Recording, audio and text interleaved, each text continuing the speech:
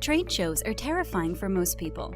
Not the people or the show itself, but the little voice in the back of your mind saying, what if it doesn't work out? Unfortunately, a lot of times it doesn't work out for vendors. Let me tell you a little story about a guy named Josh.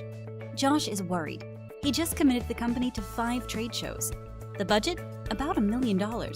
That's a lot of money. As a marketing director, it's his call. They need customers. Trade shows are important to get in front of prospects and get relationships started. If they get some new orders, it pays off big time.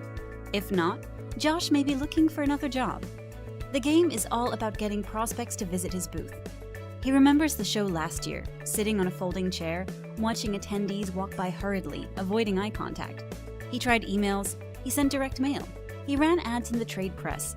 He ended up alone in an expensive booth. Josh is worried, and he's not alone.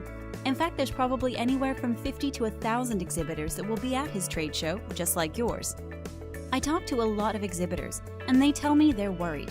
They've got to convince prospects to visit their booth. But there's 800 exhibitors this year. Prospects create a list of must-see booths and visit them first. If they have time to wander the show, they may take a minute for a few more. Or they may decide to blow off the conference and go out. My name's Sarah. I can fix this for you. How? Well, it's using a weird little bit of neuroscience that has had some surprising effects at trade shows. Back in 2013, I was at my first trade show.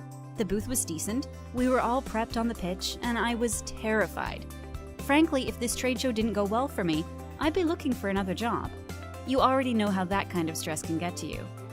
At first, I was worried we were sunk. Attendees were flocking into the hall, but not many were coming over to our booth. Then, something interesting started happening. People started stopping as they'd walk by our booth.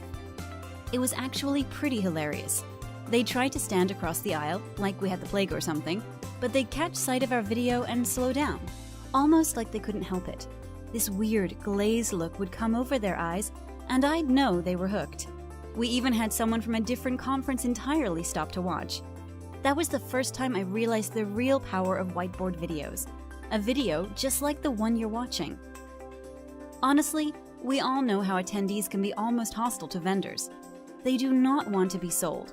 And sure, there are lots of gimmicks to try and get someone to your booth. But if the prospects don't understand and get interested in your message, those gimmicks are not going to have a positive ROI. The real power of these videos comes from some little-known neuroscience research from the University of Parma in Italy. See, when you draw something, neurons in your brain fire, releasing happy chemicals like dopamine. Think of it like an artist's high. The interesting thing the University of Parma discovered is that when you see someone drawing, your mirror neurons fire to give your brain the same kind of artist's high the artist gets, even if you're terrible at drawing.